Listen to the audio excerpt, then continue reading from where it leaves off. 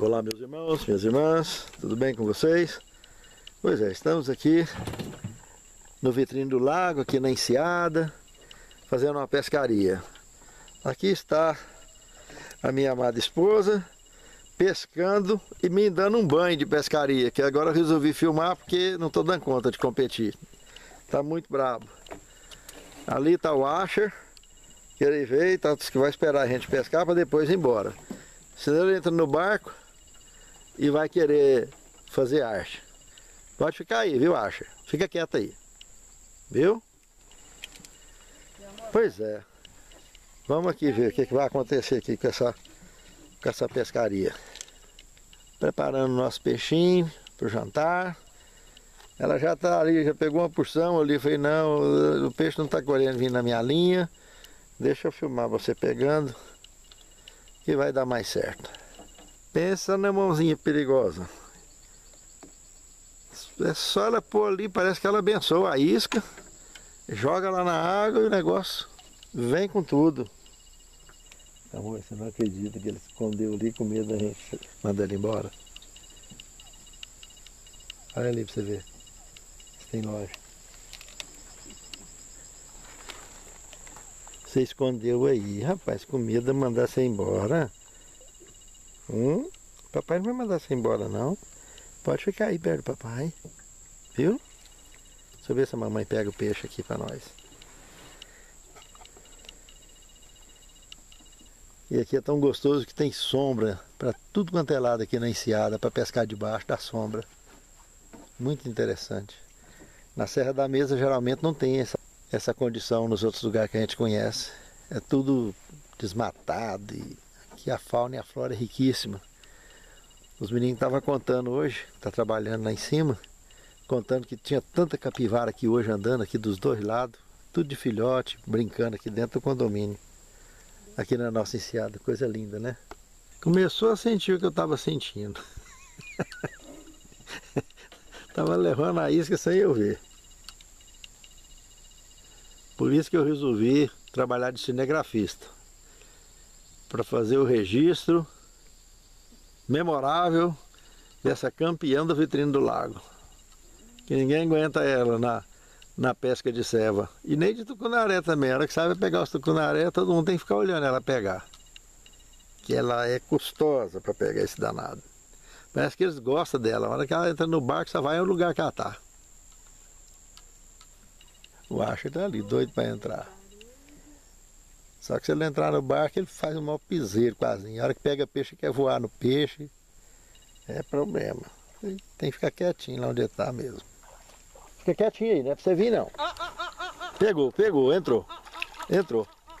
Oh, beleza, ó. Tô falando que essa menina é custosa no peixe.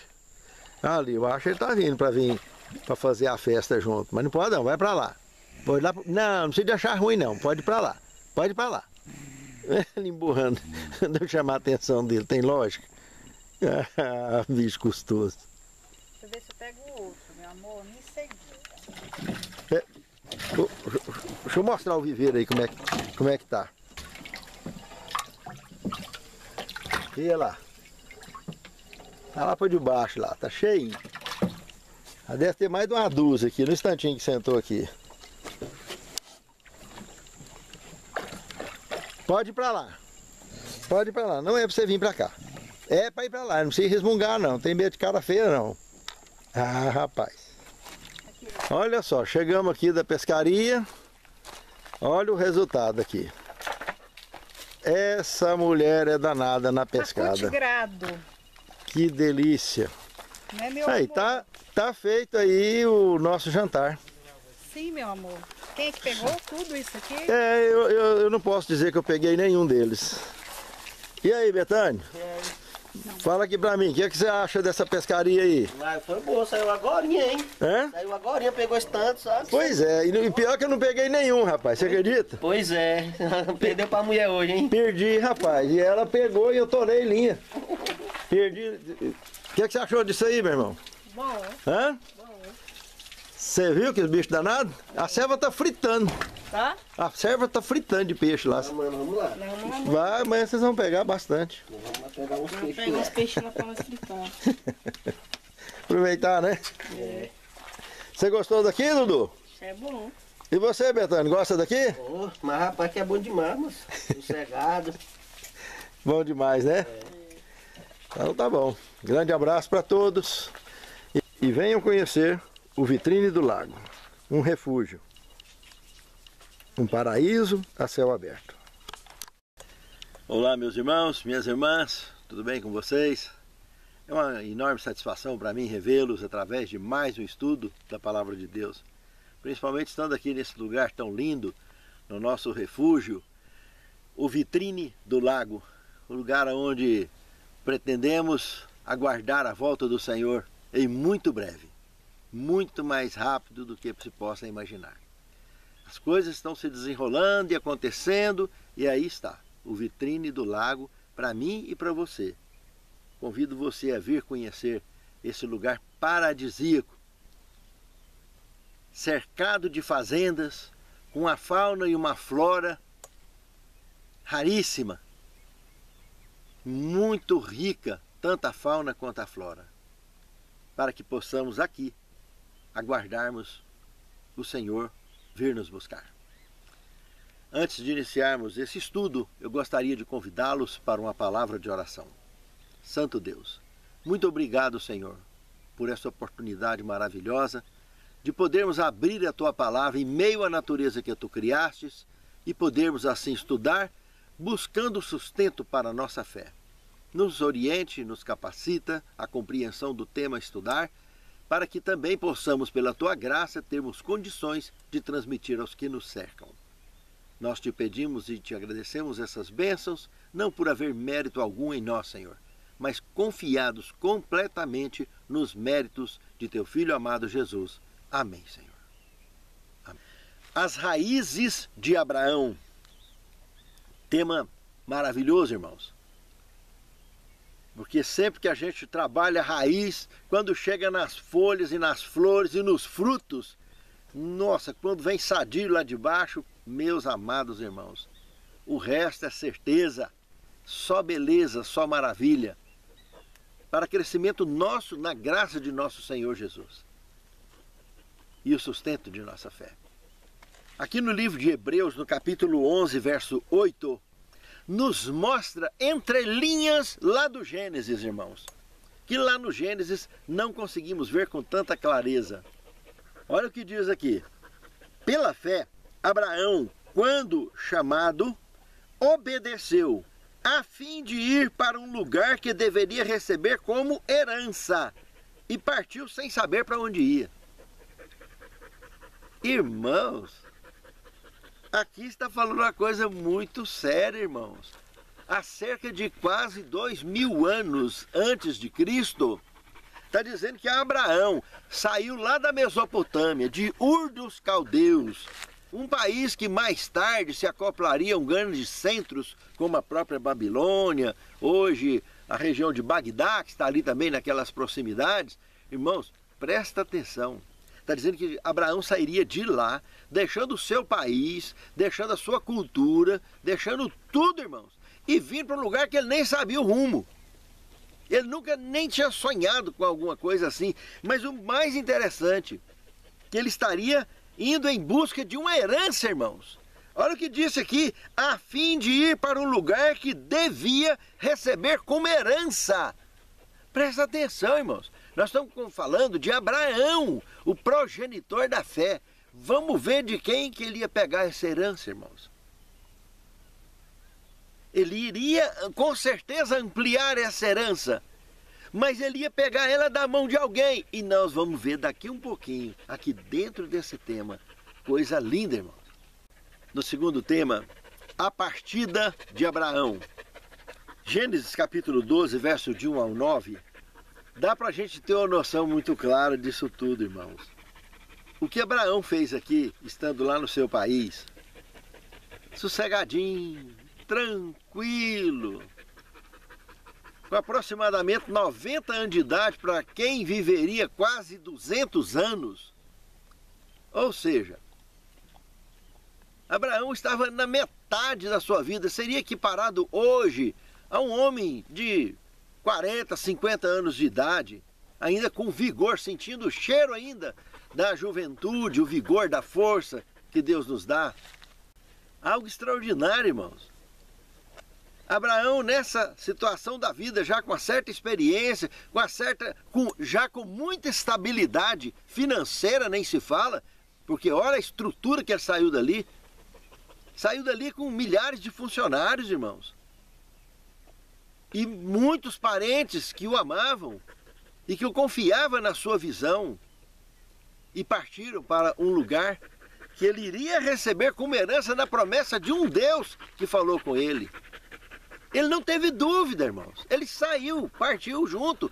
E a mulher dele não achou ele com cara de doido, não. Acompanhou junto. Toda uma história estaria se desenrolando a partir desse ponto da vida dele, irmãos. Muitas vezes a gente pensa que a vida da gente começa a escrever a história somente lá quando a gente nasce, né? E não é, irmãos. Cada dia nós escrevemos uma nova história. Nós somos livres, irmãos, e tomamos decisões livres. Temos todo o mundo para percorrer a nossa volta. Cada dia nós viramos uma página nova no livro de nossas vidas, irmãos. E Abraão estava aqui iniciando um processo de mergulho na parte mais bela da sua vida. A parte mais intensa de tudo que ele já aprendeu sobre o amor, de tudo que ele já aprendeu sobre a fé, ele iniciaria agora, a partir desse ponto da sua vida. Ele estava vivendo, ele estava praticamente na metade da sua vida. E ele ia começar a viver bacana agora, porque ele encontrou com o Senhor. Nós também, irmãos, a nossa vida tem outro sentido depois que nós nos encontramos com o Senhor. É outro foco. A luz de Deus brilhou em nossa vida, como esse nascer do sol aqui atrás, nesse lugar tão lindo. Assim a nossa vida muda e se transforma a cada dia. E cada página que se vira depois que a gente anda com o Senhor, ela tem outro brilho, tem outro foco, tem outra direção. E nada e nem ninguém, de canto nenhum do universo, pode mudar isso, porque o Senhor é conosco. Pense nisso, amado irmão. Pense nisso, amado irmão. O que Abraão passou a viver desse ponto da vida daqui para frente foi uma coisa que foi dito para ele aqui analisando nesse texto de Gênesis capítulo 12, de 1 a 9, e Cristo mais tarde repetiu essa mesma fala para os seus apóstolos e que ecoa aos nossos ouvidos até hoje, que é o que está escrito em Lucas 9, 23, aquele que quiser vir após mim, negue a si mesmo, tome a sua cruz e siga-me. Abraão entendeu que ele tinha que deixar tudo, irmãos, deixar o seu próprio eu. Tudo que ele viveu nessa metade de vida que ele já tinha vivido, ele tinha que deixar para trás, irmãos. Ele tinha que ignorar tudo aquilo ali e olhar para esse novo foco, essa nova luz que estava diante dele agora. Nós estamos falando com alguém, irmãos, que ouviu a voz de Deus, não foi só no coração, não. Ele ouviu a voz de Deus de forma física. Não foi à toa que Deus conseguiu levantar esse moço, que já tinha toda a estrutura e estabilidade que a vida pudesse oferecer para alguém, numa cidade que tinha conforto. Irmãos, é muito lindo isso. Em algumas escavações, conta-se de que tinha até cerâmica, tipo azulejo, ali na região de Ur dos Caldeus, o tanto que era avançado esse centro. Entende, irmãos? Abraão estava num lugar que para o mundo daquela época estava à frente do tempo. E Abraão deixou tudo aquilo, irmãos, e partiu numa direção a 1.650 quilômetros de distância para receber uma região lá no coração do antigo jardim do Éden. Ele saiu do extremo oriente desse jardim. Os portões aonde os nossos pais foram expulsos, dá exatamente na região onde ele estava vivendo, na região ali da Mesopotâmia. Foi por ali que os nossos pais saíram para iniciar. Foi dali para frente, que desenvolveu o cenário Caim e Abel. Mas tudo ficou girando em torno desse jardim que ali estava, irmãos, aonde era o jardim antes do dilúvio foi deslocado e levado para o céu, mas naquela região iniciou o conhecido fértil crescente, onde as primeiras civilizações, após a queda dos nossos primeiros pais, se desenvolveram, se fortaleceram e cresceram. E agora estávamos aqui, já praticamente 2000 anos de história após a queda dos nossos primeiros pais, e Abraão estava começando a viver o melhor cenário da sua vida, de frente para a luz de Deus, para se tornar a luz do mundo. Ele seria o progenitor da nossa fé, da fé que vivemos hoje. As 3 principais e maiores religiões do planeta Terra, judaísmo, islamismo e cristianismo, estava ali, se projetando. O crente está vivendo a vida fácil, nadando de costa, flutuando em águas mansas, que a vidinha dele está muito mansa, está muito tranquila. Está errado, irmãos. O camarada pode estar aqui evangelizando e pode, a qualquer momento, ser acometido de um câncer ou até estar acometido de um câncer. Já parou para pensar nisso? Pode ser acometido de uma praga qualquer, pode sofrer um acidente, pode ir para uma cadeira de roda, pode ir para um acidente letal, pode mergulhar numa tragédia. Tantas possibilidades, tantas turbulências, tanta coisa ruim que nós vivemos e assistimos nesse mundo. E por acaso isso pode abalar nossa fé? Isso pode nos fazer desistir, irmãos? Isso pode tirar de nossa mente a visão de que temos uma missão que temos que cumprir? Já parou para pensar nisso? Se abrirmos mão dessa missão, como que as pessoas que nos cercam conseguirão chegar ao objetivo? Se eu e você estamos sendo usados como instrumento nas mãos de Deus para alcançar tantos ao nosso redor. Pense nisso. Nós, muitas vezes, tropeçamos, irmãos. Vacilamos. Nós somos mortais, nós não deixamos de sermos mortais. Porque somos filhos e filhas de Deus, porque somos servos de Deus. E como mortais enfrentamos sim dificuldades terríveis. Abraão bateu de frente para uma aqui. Não sei se Melquisedeque ainda estava por ali ou não, mas ele recebeu essa herança, foi viver ali na região que foi entregue a ele, aonde mais tarde ele ofereceria o seu próprio filho em sacrifício, prefigurando o sacrifício de Cristo, a entrega do amor de Deus, entregando o seu unigênito por nós. Irmãos, Abraão sofreu uma crise e baqueou. A hora que ele viu a região tendo fome, ele espirrou para as grandes cidades, fez o contrário. Ele fez um êxodo bonito, saindo de Ur dos Caldeus, um grande centro, vindo para pequenos centros, para pequenas cidades, e foi se deslocar para viver nos matos daquela região. Não se estabeleceu lá em Salém. Aqui na Bíblia, no livro de Gênesis, capítulo 12, do verso 6 em diante, diz que Abraão, ele passou para viver ali em Siquém, até o Carvalho de Moré. E nesse tempo, irmãos, os cananeus estavam na terra, que a palavra de Deus está dizendo. Ele passou para ali, para o monte, ao oriente de Betel, irmãos, e armou sua tenda ali, ficando-lhe Betel ao ocidente. Ele estava no lugar ermo, numa região erma. Só que ali começa uma fome e ele desce em direção ao Egito. A fé dele, que estava começando de maneira sólida, baqueou. Ele ficou cansado, irmãos. Ele quis fazer mais ou menos o que o profeta Jonas fez outro dia. Lembra? Mais tarde, o que o profeta Jonas fez? Deus pediu para ele ir para Nínive pregar, e ele foi comprar uma passagem para ir para a Espanha, para o lado contrário. Para Tarsis, na Espanha. Entende, irmãos? Totalmente inverso. Abraão, que chegou ali praticamente no coração, recebeu de Melquisedeque as bênçãos, e agora Abraão pega e desce em direção ao sul, passa por Betel e já aproveita e vai parar lá no Egito. atravessou a faixa de Gaza todinha, desceu reto, irmãos. Mais de 600 quilômetros de distância, irmãos. Depois de 1.650 que ele já tinha andado, lá de Ur dos Caldeus até ali. Já parou para pensar nisso?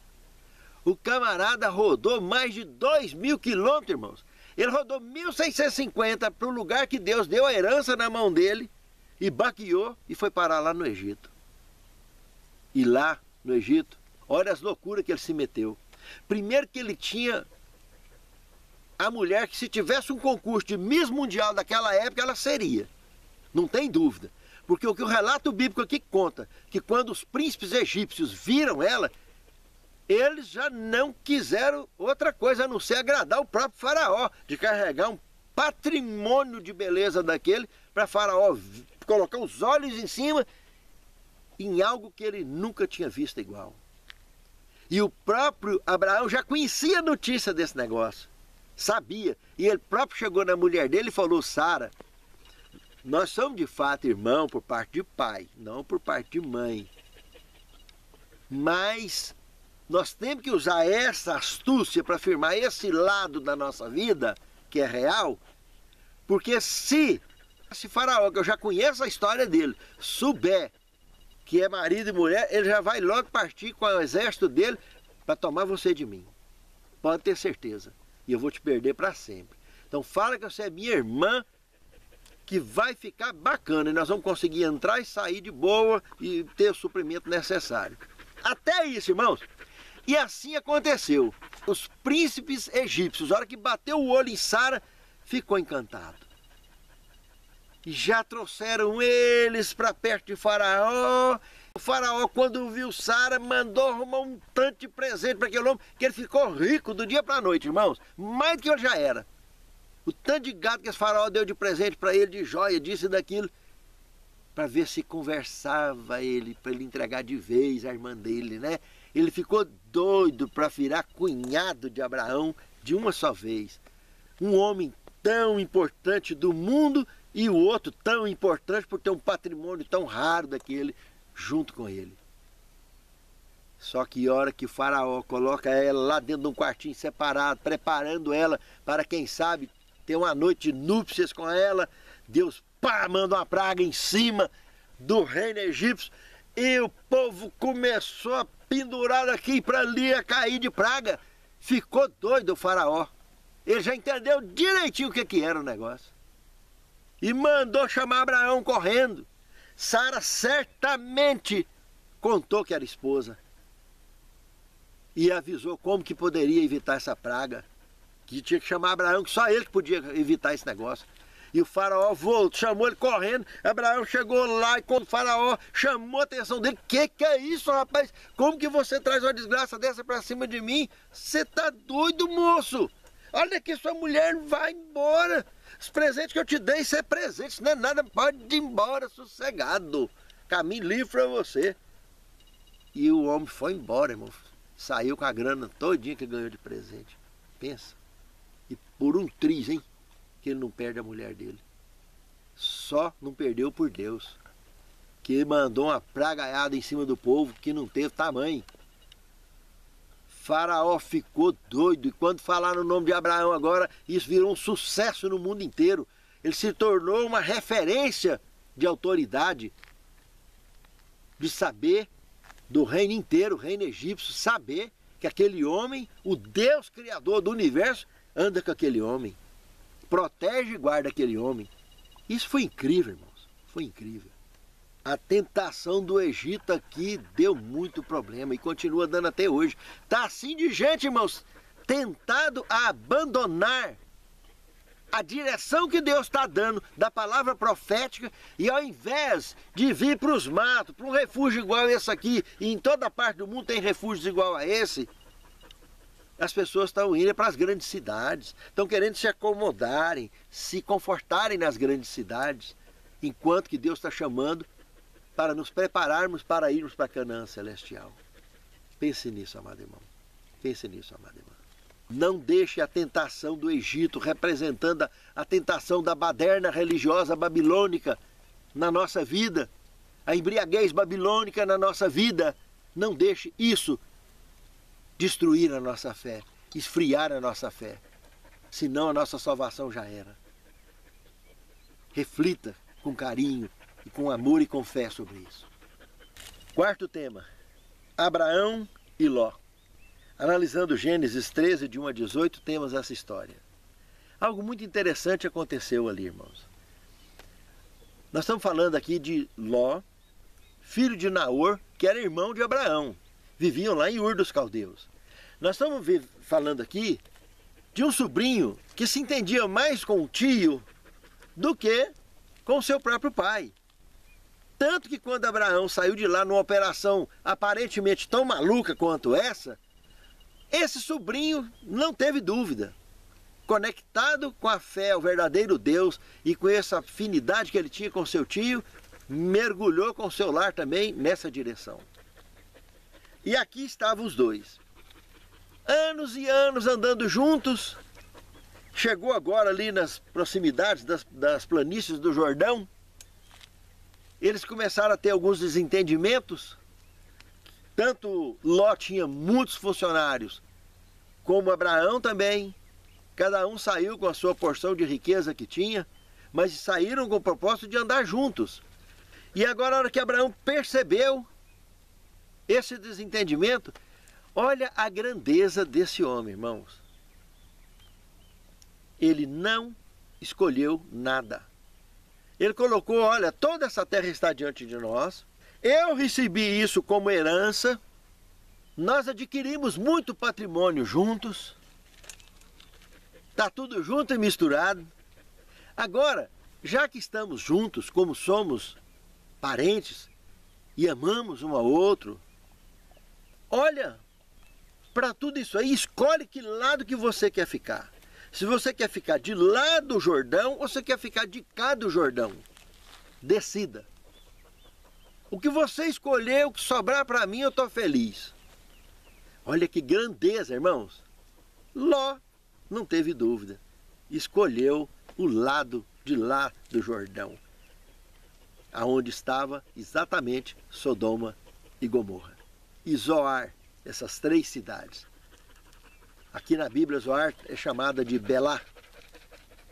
Essas três cidades que seriam, há pouco tempo à frente dessa decisão deles, há alguns anos, seriam todas ameaçadas de extinção.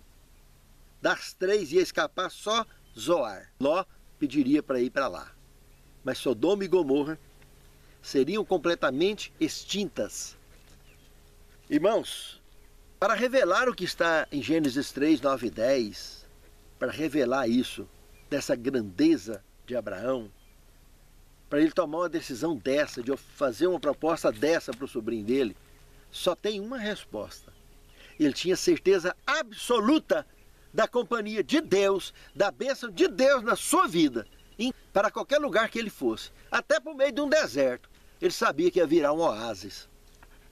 Só essa convicção de que ele estava realmente com o Criador do universo e que o Criador poderia fazer qualquer coisa na vida dele, só essa convicção é que deu condição para ele mais uma vez desistir de tudo aquilo que ele conquistou e transferir para o seu sobrinho e recomeçar de novo, sem o sobrinho, sem a empresa do sobrinho também, que eram duas grandes empresas cheias de funcionários. Era uma empresa rural, indiscutivelmente, agropecuária. Eles tinham que tanto plantar para sobreviver, quanto tinha que criar gado. Os dois, as duas empresas. Esses dois grandes homens. Abraão tinha essa certeza. Só isso que o capacitou a fazer o que ele fez. Abraão e Ló. Um exemplo de grandeza, a atitude de Abraão para com Ló, para mim e você. Mais tarde, nós vamos ver aqui que Abraão, depois mesmo de tudo isso ter acontecido, nunca deixou de se preocupar com o cuidado de seu sobrinho. É o que nós veremos agora no quinto tema, a coalizão de Babel. Irmãos, Nós estamos falando aqui agora de Gênesis 14, de 1 a 17. Nós estamos falando aqui agora, irmãos, do que nós conhecemos hoje de Iraque e Irã, Mesopotâmia, Babel e Pérsia, a futura Pérsia e a futura Irã. Mesopotâmia, a futura Iraque. Nós estamos falando aqui, irmãos, de uma coalizão que juntou 4 reis que dominavam o mundo daquela época. O líder dessa coalizão era Quedorlaomer, dos 4 reis da Mesopotâmia. Esse era o líder, que era exatamente o rei de Babel. Esse grande líder partiu por um motivo só, que tinha 5 reis lá, 1.650 quilômetros de distância, 5 reis que se rebelaram graças ao incentivo de um líder de uma coalizão inimiga do outro lado, chamado Berá, que era o rei de Sodoma. Esse camarada vinha proliferando nesses outros 4 reinos lá da Palestina, da região de Canaã. Ele vinha promovendo uma rebeldia contra o rei que dominava o mundo daquela época, porque eles tinham que pagar pesados impostos que eles vinham pagando para esses reinos, sendo que eles estavam tão longe e não precisava disso. Irmãos, eles pararam de pagar os impostos. 13 anos que vinha pagando imposto, no 14º ano, pararam. Foi mandado com certeza muitos recados para lá e para cá, para lá e para cá, e não teve jeito. Então ficou formada uma coalizão rebelde aqui para agir contra o reino dominante, que era dos outros 4 reis. Dominados Quedorlaomer, o rei de Babel. E vieram. Não teve jeito, no 14º ano partiram para cima deles. E foi uma fusaca. Eles vinham roubando tudo e atacando tudo. E olha o que aconteceu. Nessa brincadeira toda, Abraão, que até então estava neutro na situação, porque ele veio lá daquela região, Quedorlaomer, lá da Mesopotâmia. Abraão era de lá. Aquele povo lá era tudo amigo dele. E do lado de cá já tinha formado uma amizade fora do comum. Ele estava até então neutro nessa situação, não queria nem pensar em entrar numa briga dessa, para não criar confusão nem para um lado nem para o outro. Mas os caras não aguentaram. Os caras lá da Mesopotâmia, a coalizão de Quedorlaomer, partiu e catou o rei de Sodoma junto com Ló e seus funcionários. Só um dos funcionários de Ló escapou para ir dar notícia para Abraão.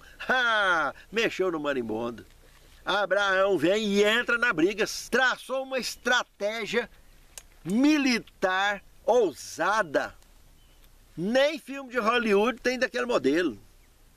De Abraão, um cara pacífico que não era guerreiro, mas tinha, evidentemente, sua grande empresa, tinha um homem, sim, preparado para a batalha. E ele juntou esse exército. Traçou uma estratégia que nem Hollywood tem igual, irmãos. E partiu de noite para resgatar Ló e os reis de Sodoma. Ele sabia exatamente onde eles estavam, dentro daquela coalizão de 4 exércitos, de 4 grandes exércitos, os dominantes da época, que inclusive vinha ganhando essa batalha. Abraão acabou com a festa deles. O trunfo que eles tinham na mão, eles foram lá e derrubaram, tomaram, trouxeram de volta.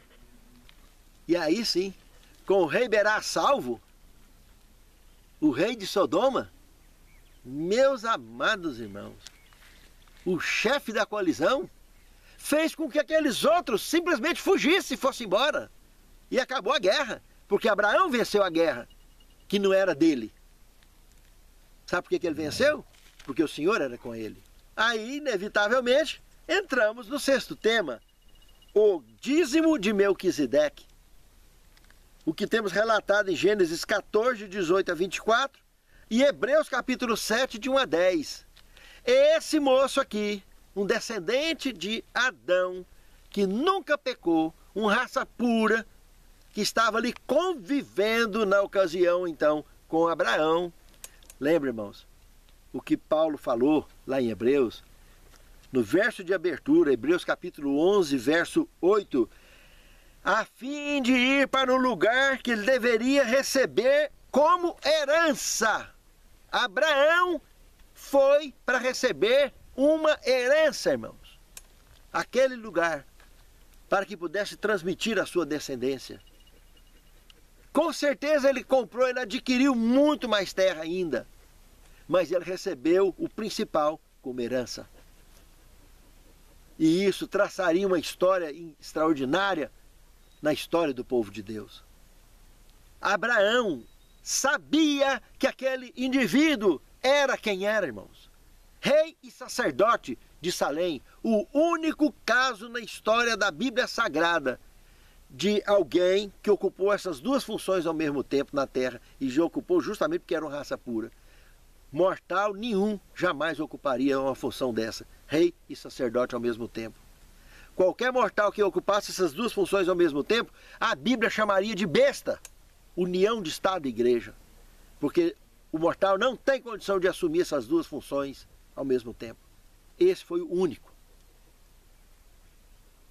Nos dias de Moisés, teria mais um que ocuparia uma dessas funções muito antes de existir o sacerdócio levítico. Jetro, o sogro de Moisés, sacerdote do Deus Altíssimo. Um descendente de Abraão, mas por via ismaelita e não por via de Isaac. Não por via legítima, mas por uma via bastarda. E estava ali Deus, estabelecendo um sacerdote que preparou Moisés para viver no exílio e se preparando para ir buscar o povo de Deus. Toda a escola da vida de Moisés viveu 2/3 da vida dele para o último terço da vida dele e passar como a melhor parte. Abraão viveu a metade da vida em Ur dos Caldeus, a segunda metade lá na região da Palestina, vivendo a melhor fase da vida dele, mas a mais tensa, com certeza absoluta. Olha só aqui. Então, quando ele viu tudo isso, assistiu tudo isso, Melquisedeque veio para abençoá-lo diante da tão grande vitória que ele recebeu, dele ter entrado numa batalha que não era dele e saiu vitorioso. Ele simplesmente, como neutro, saiu e derrubou 4 grandes exércitos dominantes daquela época, envergonhou esses exércitos. Irmãos, ele não saiu armado com ninguém, ele simplesmente foi lá e pegou o patrimônio de guerra, o tesouro de guerra desses exércitos. Pegou tudo que eles tinham carregado, do gado, dos funcionários dessas duas regiões. Todo o espólio de guerra que eles carregaram, Abraão carregou de volta. E ninguém acordou para brigar com ele. Só se sabe, irmãos, que independente de quantos que morreram para isso acontecer ou não, Abraão saiu de lá vitorioso, resgatando com vitória o espólio perdido. Entende, irmãos? Pensa, o que adiantou os caras investir fortunas para viajar com 4 grandes exércitos, 1.650 quilômetros de distância, para vir mexer com quem estava quieto? Tinha já ganhado a guerra, agora tudo que eles ganhou eles perderam. Porque Abraão numa noite foi lá, dirigido por Deus, e resgatou tudo, até o rei Berá, o chefe da coalizão rebelde, dos 5 exércitos rebeldes. Não tem outro jeito, tá? Ele viu que amanheceu quebrado. Querdolaomer. Olha, nós estamos quebrados, vamos embora. Perdendo tempo. Vamos soltar a peia desse lado de cá do mundo, que isso aqui para nós não tem futuro mais não. Virou as costas para trás e foi embora. Porque amanheceu quebrado. Mexeu com quem estava quieto. E Abraão deu o dízimo para esse indivíduo, irmãos. A gente devolve o dízimo quando a gente tem a certeza da direção de Deus na vida daquele indivíduo. Aquele era rei e sacerdote do Deus Altíssimo, irmãos. Temos muito pouca história relatada sobre ele, mas nas entrelinhas tem muito. Só não vê quem não quer. Não foi à toa, irmãos, que Abraão teve a fé que teve e formou o fundamento que ele formou. 7º tema, mas Cristo vive em mim. Tem um trecho que eu gostaria de ler, pena inspirada, numa meditação chamada Refletindo a Cristo, uma meditação de 10 de julho, página 207, que diz o seguinte: quando Deus escolheu Abraão, não foi apenas para ele ser amigo especial de Deus, mas para ser um instrumento por meio do qual o Senhor pudesse conceder às nações privilégios preciosos e especiais. Ele devia ser uma luz em meio às trevas morais que o cercavam. Sempre que Deus abençoa seus filhos com a luz e verdade, não é unicamente para que eles possam receber o dom da vida eterna, para que os cercam também possam ser iluminados espiritualmente. Vocês são o sal da terra. E quando Deus faz com que os seus filhos sejam sal, não é apenas para a sua própria preservação, mas para que sejam instrumentos para a preservação de outros. Estamos resplandecendo como pedras vivas no edifício de Deus? Não seremos possuidores da genuína religião a menos que ela exerça sobre nós uma influência controladora em cada transação comercial. A religião prática deve envolver nosso trabalho. Devemos possuir a graça transformadora de Cristo em nosso coração. Precisamos reduzir grandemente o eu e ser mais de Jesus. Já não vivo mais eu, mas Cristo vive em mim. Ó Senhor, que essa verdade pronunciada pelo teu servo ao apóstolo Paulo, que nos deixou esse registro, assim possamos nós todos, como teus servos, teus filhos, neste velho mundo, que somos peregrinos neste velho mundo, termos essa fé que Abraão teve, temos essa certeza da salvação que tu nos dá e sempre deu aos teus servos verdadeiros, para que possamos tomar providências para o breve encontro com o Senhor nas nuvens dos céus. Te pedimos e te agradecemos essas bênçãos, não por merecermos, Senhor, mas que qualquer barreira que estivermos que enfrentarmos, possamos estar contigo sempre e enfrentarmos com fé e sermos vitoriosos, porque Cristo já venceu por nós. É o que te suplicamos, agradecidos em nome de Jesus. Amém.